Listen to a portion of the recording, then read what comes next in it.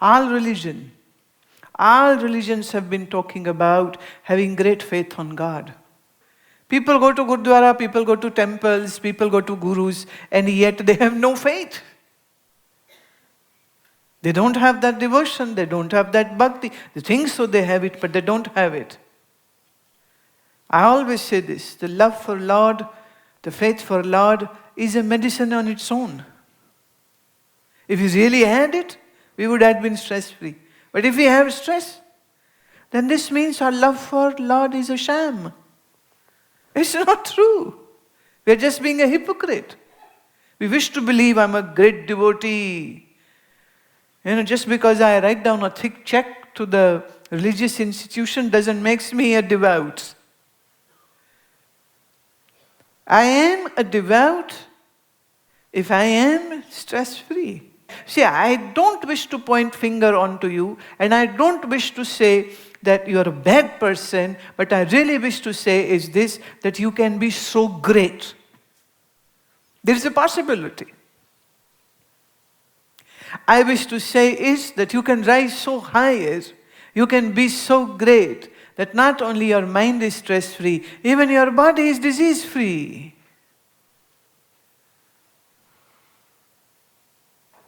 Whether it is Bani of Guru Nanak, or it is song of Sri Krishna in Bhagavad Gita, or it is the Upanishad, or it is some fakir speaking, they all talk about love. They all talk about love. But when our mind has been tuned and trained to worry all the time, how can you love Lord?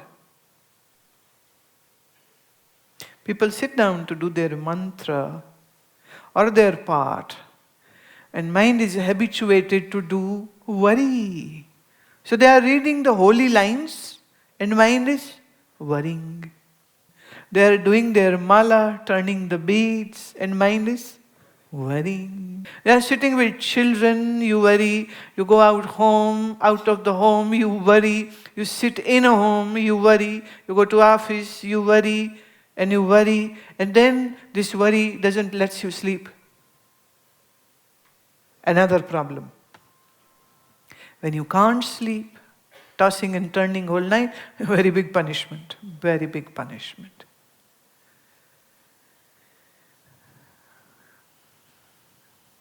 To be able to be in a zone where you don't worry, it's not something which you just choose to do one day. Oh, okay, I will not worry. No. What we need to do is we need to create a space in the mind which is filled with purity, light, and love.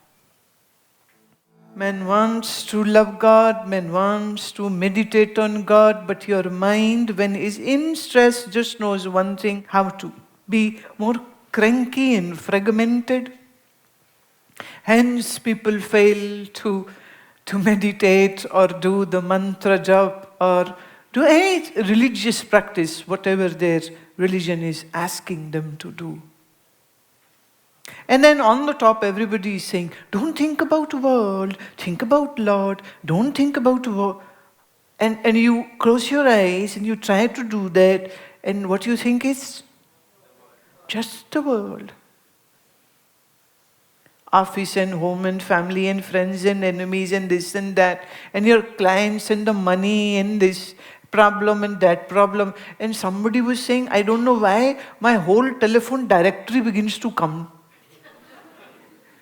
When these good phones, the smartphones were not there, people used to remember the phone numbers here, right? At least 10, 20, 30 numbers. Now people don't even know their own number. If somebody says, what's your number? Oh, wait, let me check. Shelf. This is the number. Okay, this is the number. And this gentleman said, when I sit down to meditate, what my mind is just going through is just my phone directory, or my client's faces, or my boss face. And then one thing leads to another and another, and my mind is doing just a monkey dance. From monkey, I'm recalling a story. One person went to a great yogi and he said, I've heard yogis have some supernatural powers. Even I wish to have. Can you teach me something? I wish to have an ability to read people's mind and see in the future. And then I can also open up my shop, like so many astrologers have done. And they make so good money. Make them a phone call. And per second they are charging you. And people are calling, Vyā kado hoega? When will I get married? When will I have son? When will I have my green card? When will I have my citizenship? When will my wife come to me? A person said, I got married and my wife ran away after 2 months.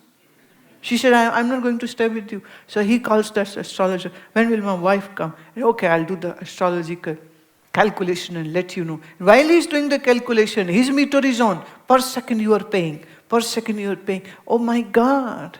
The person went to yogi and said, I need some power. Give me some mantra. Some real good mantra. Yogi said, okay, child, I'll give you a mantra.